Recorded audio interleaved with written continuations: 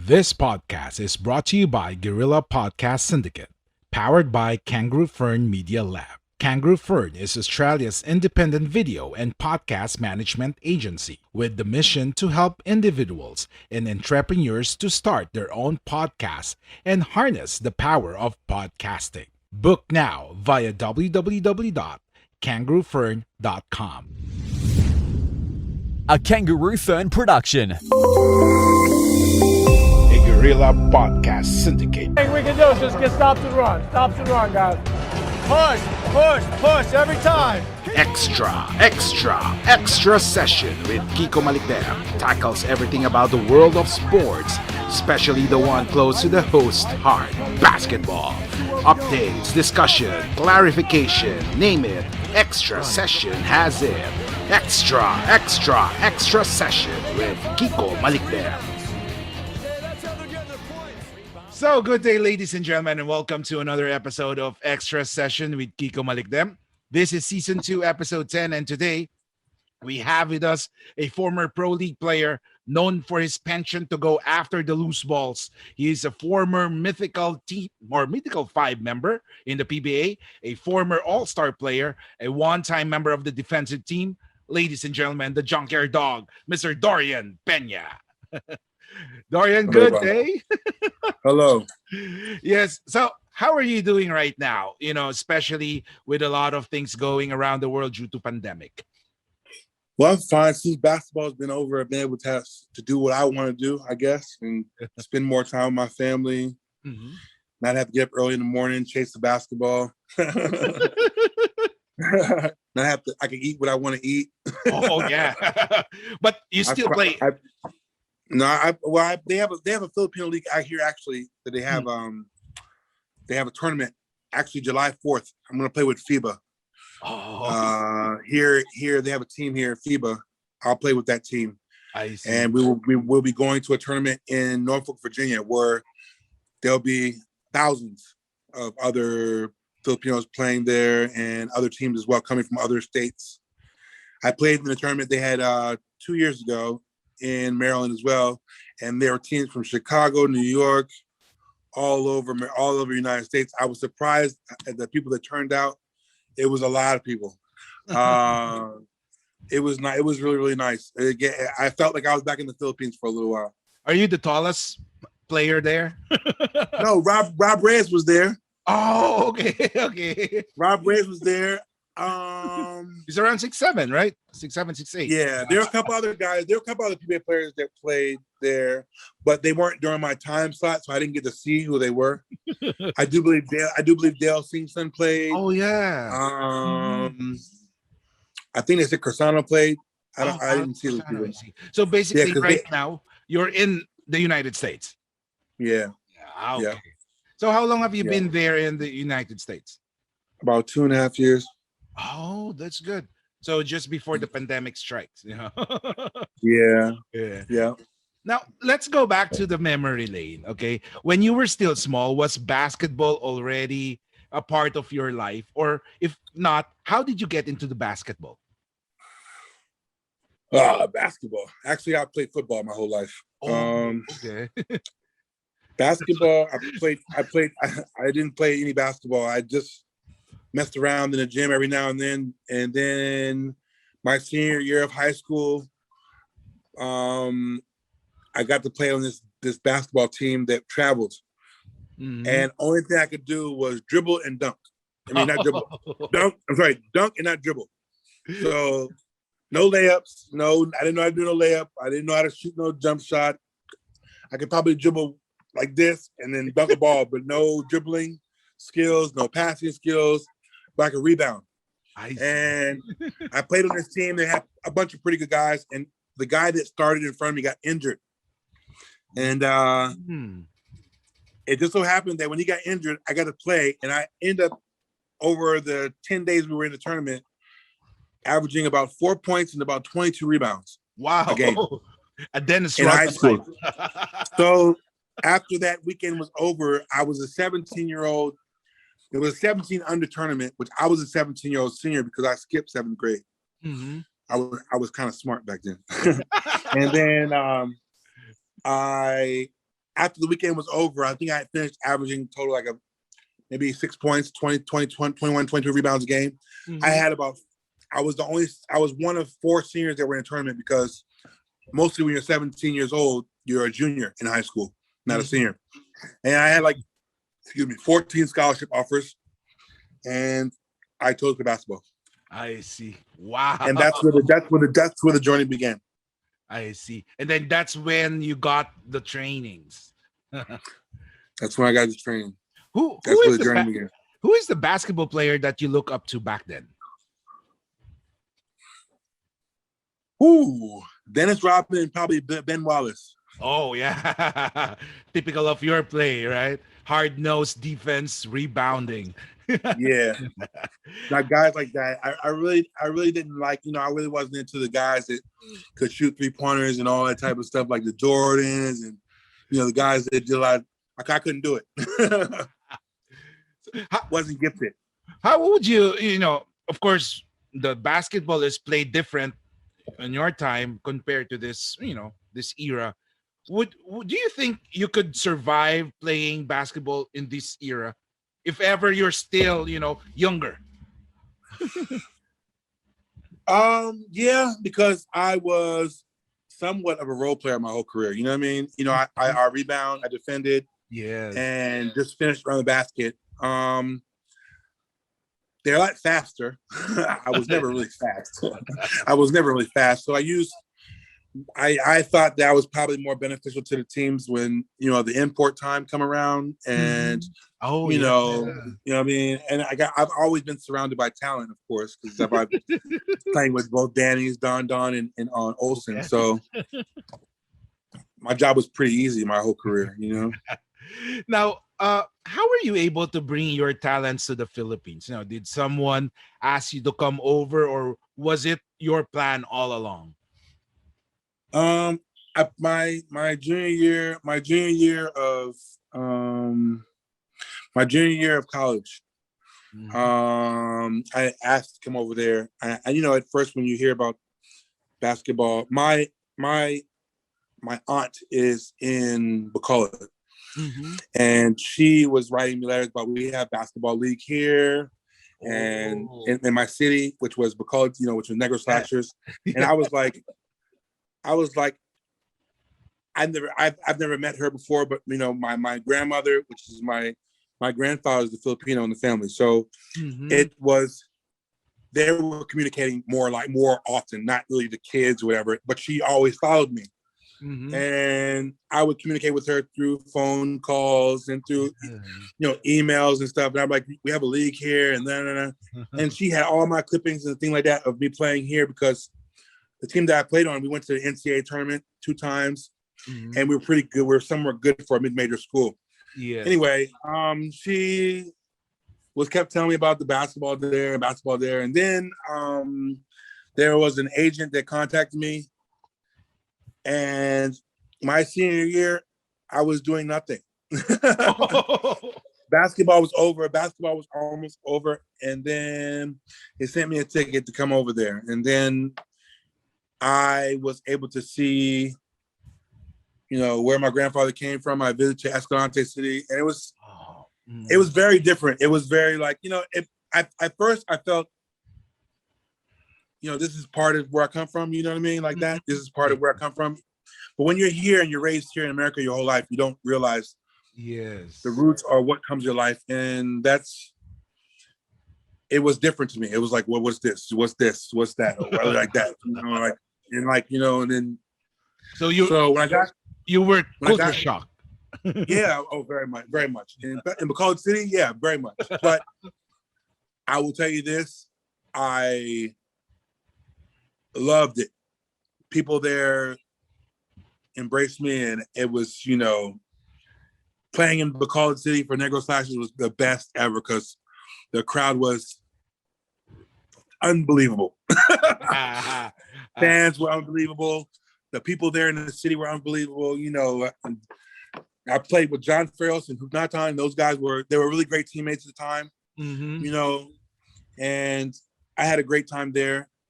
It was a really memorable experience.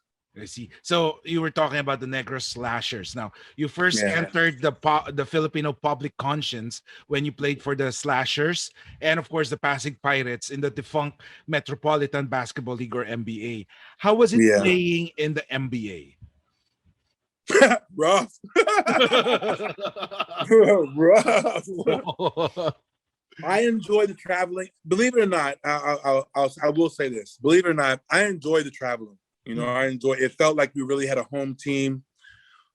You get a home crowd. You know, unlike in the PBA, you have fans that change their T-shirt to different teams, which is fine. Which is, don't get me wrong, which is fine. It's fine. Yes. The venue is. You don't really have a sense of a home when being in the playing as many playoffs games I played in. You don't have a sense of a home court. You don't have a home advantage. Yeah. But when I played in Negros and in Pasig and the NBA, you had a home court advantage. You felt it. Yes. You know, I felt it when you went to Cebu and played against the Gems and Don Don. I felt it. You know, I really, really felt it. We were not in a good area. You know, but it was a great experience. You know, traveling, getting to see the different parts of the Philippines. That was a good thing. And then when going to PBA, it was even greater because the league is more of a, I guess it's the country's league, the Premier League. You know, it's like having here in the States, you have the NBA and you have a D League. Yes. Who watches the D League? No one. Yeah. I was only being popular or being seen in my city. You know, for college. But outside of that, but when I got to the PBA, it was a whole different. It was a whole different. So you want to start a podcast, or perhaps you've already started one, but you're still unclear on how you can actually make this podcasting work. No worries. That's why we're here for you. We are Guerrilla Podcast Syndicate, powered by Kangaroo Fern Media Lab. Join our network. Contact us at info@kangaroofern.com. Because we're stronger together. A different scene, it became like, whoa, you know, people, more popularity. The basketball was different. Because in my time, we had a legal defense and more rules. And the talent was better across the board, you know. The level of competition was much solid, you know, unlike in the NBA, you have teams that are strong. And then you have on certain teams, you have certain players that are good, and then it falls off. But in the PBA, it was just even. Yeah. Well, was it much? How do you call this? Rough in the PBA or tough, something like that? Much physical, or is it just the same?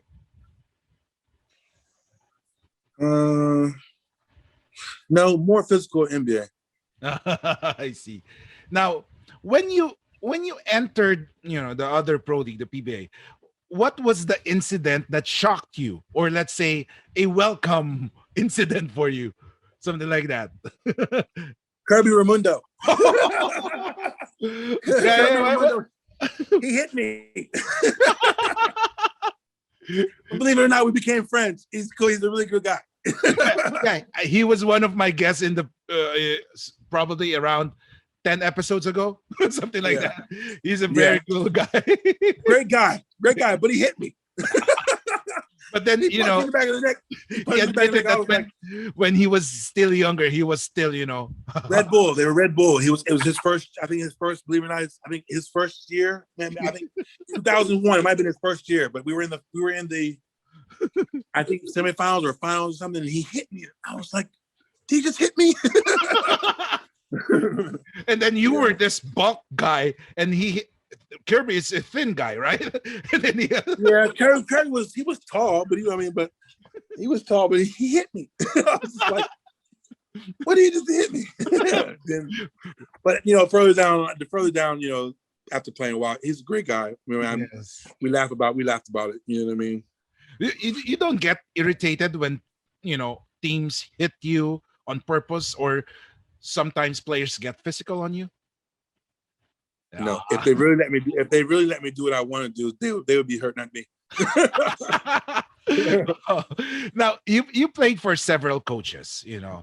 course. In the pro league, there are some changes in coaching. Now, who was the coach that you had fun playing for, and why? Oh, you're gonna do that question. Ah, okay. I enjoyed playing for all of them, actually. I never had a coach I didn't like playing for. Mhm. I was lucky enough to play with coaches that were all different. I played for Chico, Oh yeah. Shot Tunkinson, Mhm. Osa Marcella for a little while, Mhm. Coach Bong Ramos, Mhm. Coach who is this Coy Banal. Yeah. Red Bull, right? Okay. Barack Right, Obama. yeah. Yeah. Mhm. And then who's the last one? Oh, Coach Pito Oh, Global at, Corp. at Gulfport. All of them were different. So I had a different experience with all of them. Mhm. Most enjoyable, probably Bong Ramos, Coach Bong. We all got traded to FedEx because he honestly, let me tell you something. That time was really sad. I didn't want to play people. I didn't want to play basketball anymore. After I got traded that time with Danny and them, we got traded. I didn't want to play anymore. I was like, you know what? Fine, I'm not playing no more. Forget this. And then the welcoming that we got there, how comfortable he made us feel. That was a really special moment. And because it was a low point in my career, I see, for me. And he made us feel really welcome there. The whole organization made us feel really, really welcome. And that's a memorable moment for me. Okay.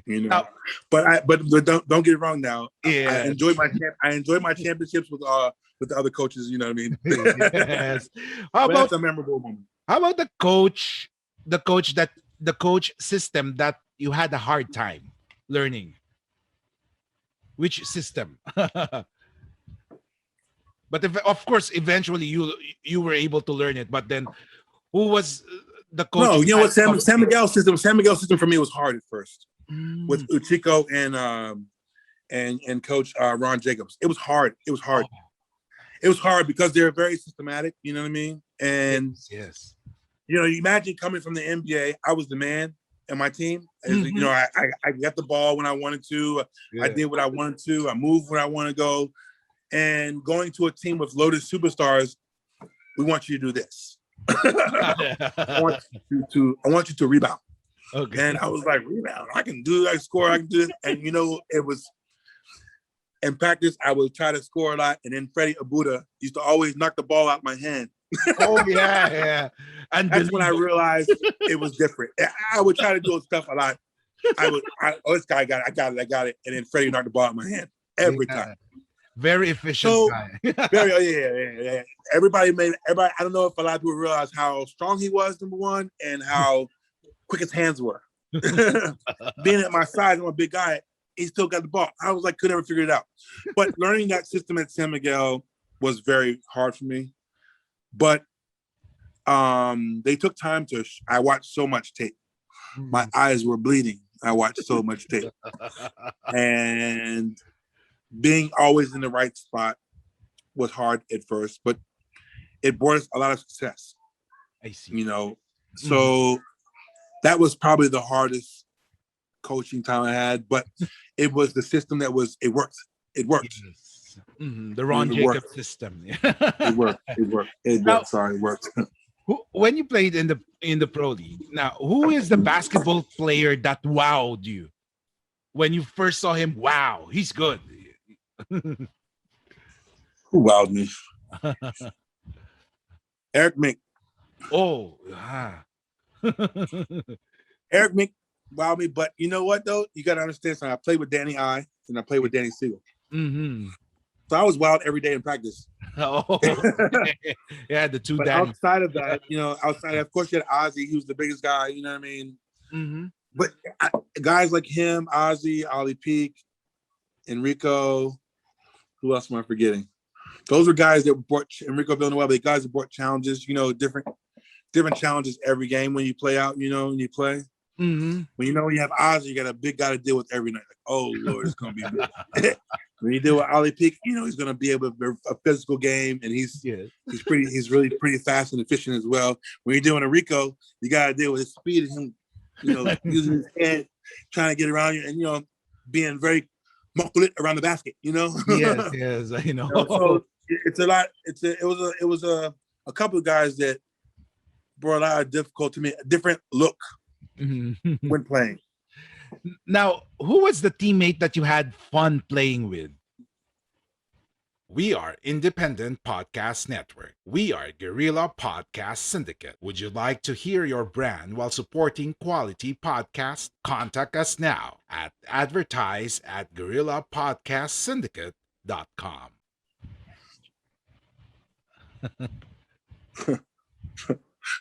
Panisi. Oh no! Oh yeah. Oh, I'll tell you something. Me and him hate each other. We absolutely couldn't stand each other. Like when he would play with Rocco Bull, I couldn't stand him.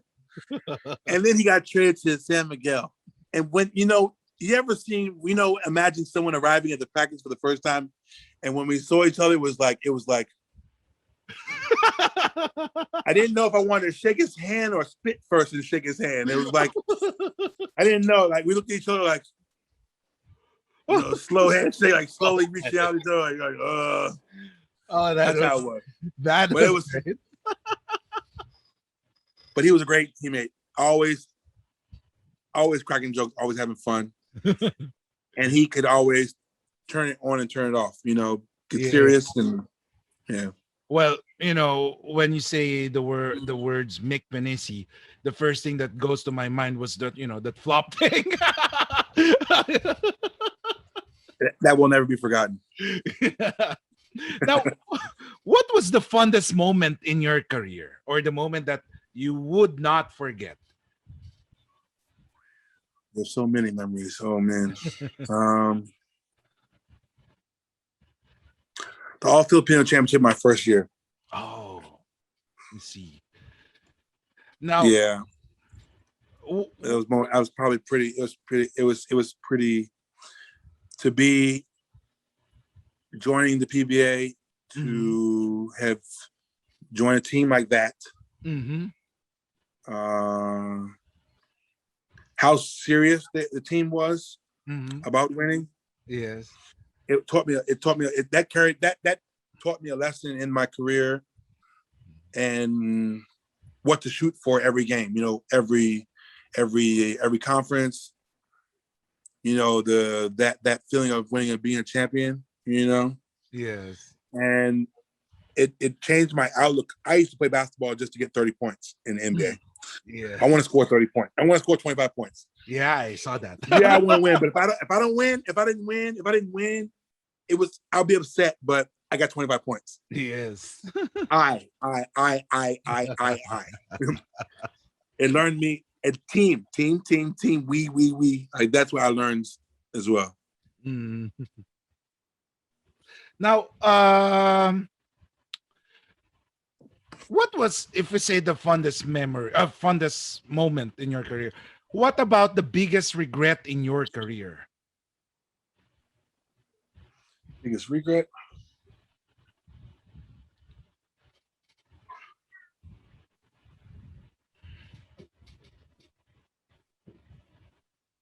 Giving up at the end. Oh, yeah. I got traded to Globalport, and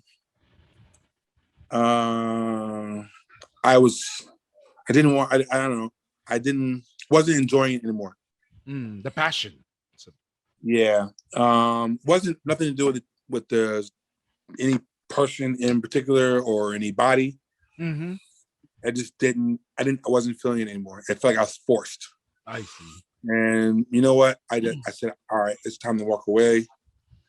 And if it was to be like that, I was okay with it. Okay, it's over, fine. It was okay with me. Yeah.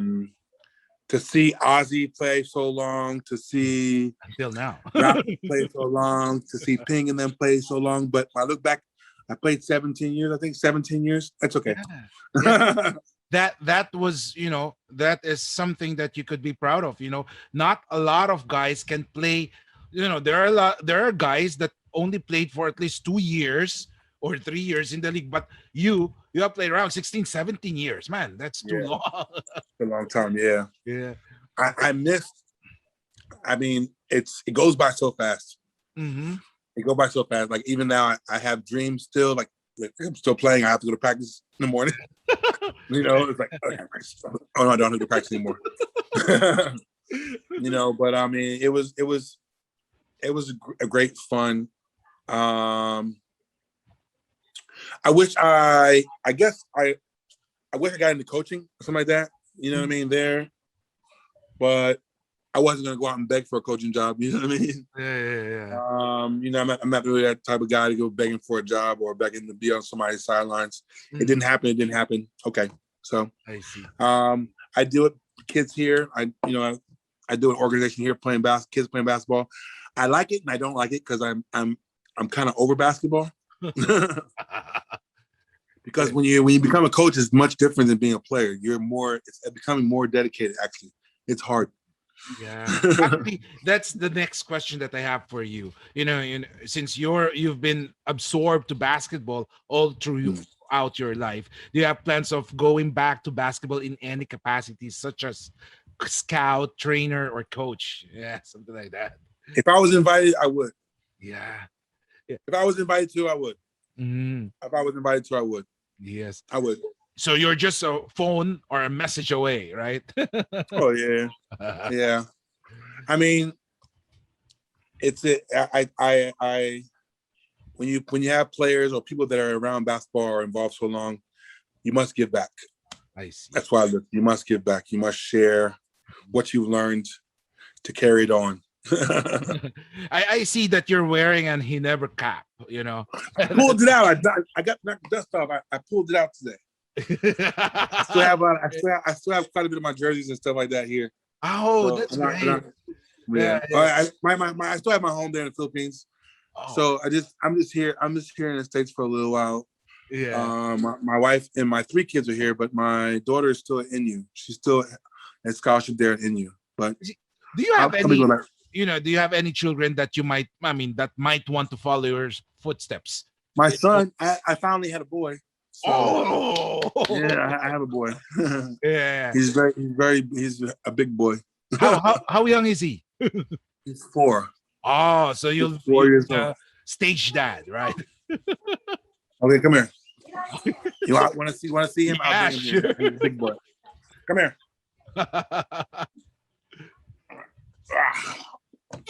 Oh, hi. Tell me you're gonna play basketball one day. I'll play basketball one day. Okay. Oh, you'll be like your dad. So we're going to 4 years old. So we'll expect him around 12 more years, right? Yeah. Man, unless I return early and then get him into basketball, they're young. Yeah. But I want to kind of keep him here for a little while so he can learn. And of course, is he a Philippine passport holder already? Already. Don't worry, I took care of all that. Took care of all that right away. For national team purposes, No problems. We got his passport. I got his passport when he was I think 3 months old. Don't worry, I'll take care of it. He's ready to go. Aside from your baby boy, you have any children, into sports also? Yes, my eldest child is at NU. She's at volleyball. She's on the volleyball team there. In the college, right? Yeah. Oh wow, yeah. That's great. That I didn't know. Wow. Yeah. My middle child was on the playing taekwondo. Was doing taekwondo at with Coach Knapp. I guess he's the coach of the taekwondo national team. Yes. But I had to bring her with me because she's young. So I brought her with me. Yeah. Now, earlier you were rattling out names of players that you faced. Which player you hated facing inside the hard court? The player that you hated facing inside the hard court. Dennis Espino. Wow. Oh, I've heard a lot of Dennis Espino stories, but I want to hear yours. He's good. He's big. He's strong. He's good. He's like he can shoot. Yes. He can put his back to the basket, Okay. and he played dirty too. And if you hit him, he likes it. It's like he likes it. You know, I used to always hit him a lot, and he just look at me, and then next thing you know, I'm getting hit back. Like, oh, what? Yeah, he plays simple basketball. Yeah, But that he was hard. He was hard. He was hard to guard. Yeah. But he was a guy I respected on the court. Yeah, Very talented. very, very. Yeah, back then, when he was still playing college, I would be very, how do you call that? Nervous when he faced my team because I know we're in for some trouble. Yeah, He was that good. Now, yeah. I'll before I give you some pictures, that you might want to describe. The best year of your career in the PBA was back in 2005-2006 when you became a member of the mythical team, Mythical 5. What was your motivation then? And were you shocked you were a member of the mythical team? Yeah, I was shocked because I had a couple years I was playing well and I never got picked for anything. I was like, what is this about? I'm averaging more than they are. Why are they getting picked me? They never picked me, nothing like that. And then all of a sudden it happened. That's how I was during that time right there. I was like kind of like, what? Why am I never getting picked for any awards? And I average a lot of points and stuff, and I don't know at the time. But when it happened, I think I got awards 2006, 2005, 2006, 2007, 2008, something like that. I got quite a couple of years. I received some awards, it felt appreciated. That's why I felt appreciated. Okay. Now I'll be giving you some pictures that I want you to describe what you see or what was the feeling at that time. Okay. Okay. Here we go. I was just rattling some pictures. Is this you? Was this you? Were you able to see it already? No, I see your screen. Oh, White screen. just a white screen. Just wait. White screen like a computer. Oh man, wait. I'll just stop sharing and then I'll share again. Wait, okay. Yep.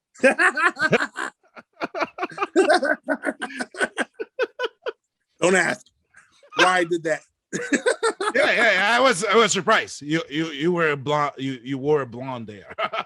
Yeah, I don't know why I did that. I tried it out. Do your children know about this? That you My eldest knows about that.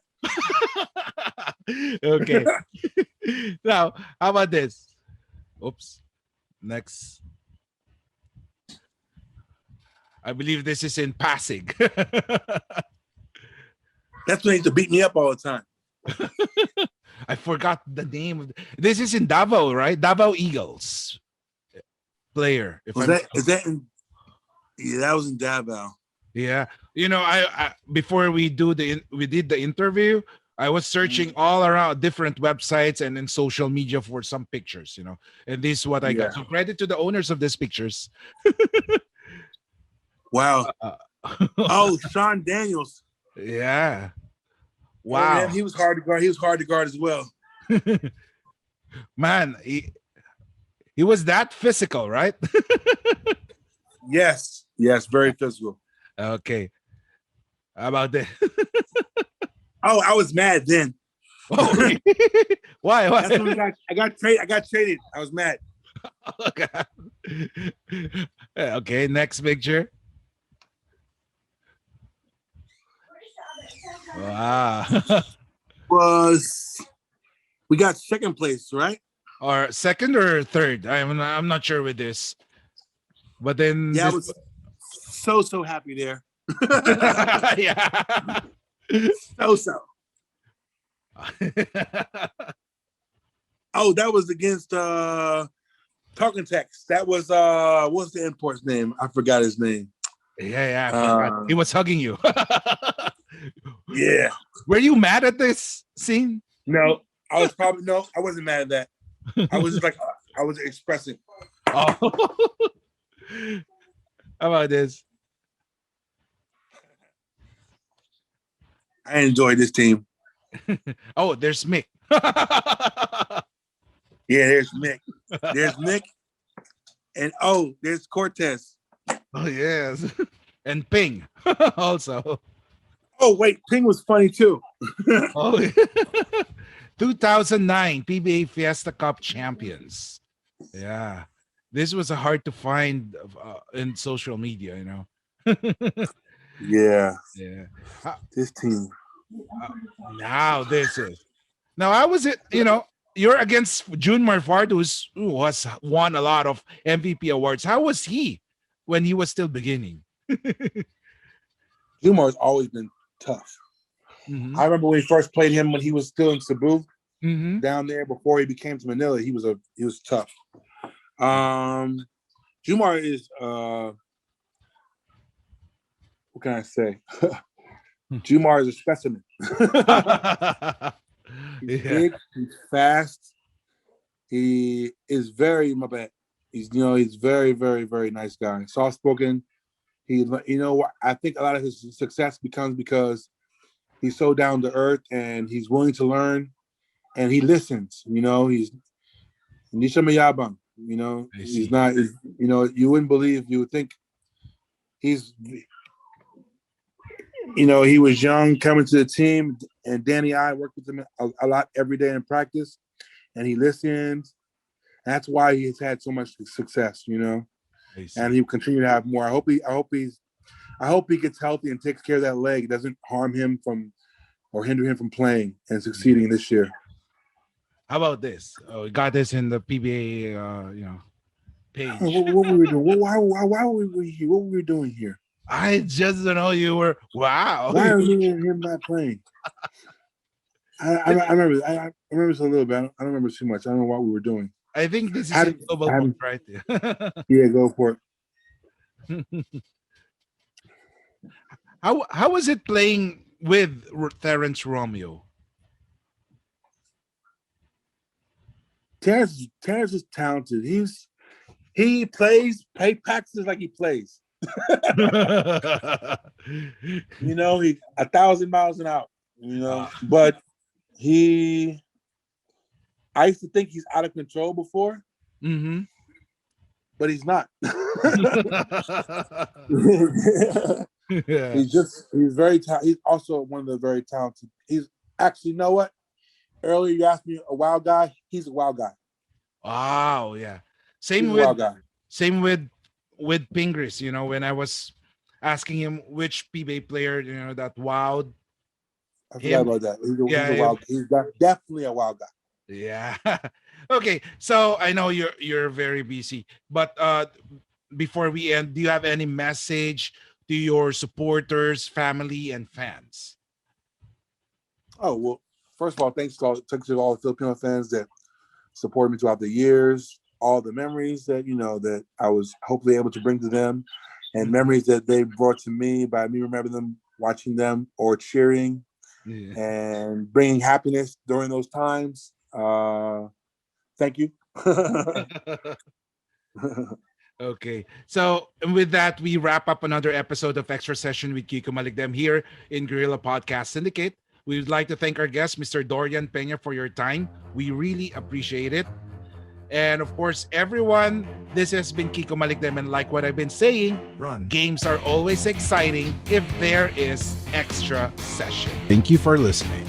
Make sure to visit our website at www.guerrillapodcastsyndicate.com, where you can subscribe to the show in Apple Podcasts, Google Podcasts, Spotify, Stitcher, or via RSS, so you'll never miss a show. While you're at it, if you found value in this show, rate and review this podcast and share it with your friends. You can also join the conversation with Guerrillas RV on Facebook, Twitter, and Instagram. please consider on making a donation to help us keep making the podcast you love. If you have any questions, feel free to reach out to us.